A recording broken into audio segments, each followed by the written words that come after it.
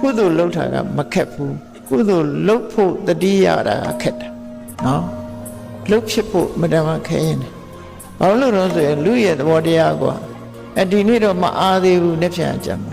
နေ့တော့ဘုရားရှင်မခိုးသေးဘူးနားလိုက်အောင်မယ်ထွင်းစားတော့ဒီနေ့နားလိုက်အောင်မယ်လို့မရှိဘူးဒါဒီပြင်ကျင်းရင်လည်းဒီနေ့ဇကာကောင်းတယ်မနာဘူး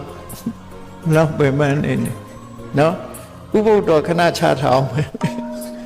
ကဲစဉ်းစားတာကြည့်ပေါ့လူသဘာဝဟာနော်နားချင်းနားရဲ့အနှစ်သာရကိုပဲနားတယ်အနှစ်သာရမရှိတာတွေကိုမနာဘူး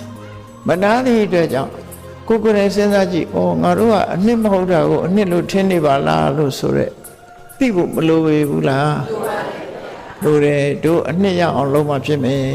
မနေ့မိုးလင်းလာကြတယ်အနှစ်ရအောင်လုပ်ဖို့လွယ်ပါတယ်ဘာလုပ်ရမလဲ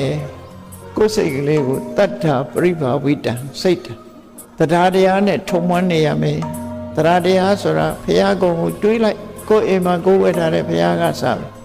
ဘုရားကိုကြည်ညိုတဲ့စိတ်တွေနဲ့စဉ်းစားကြည့်လိုက်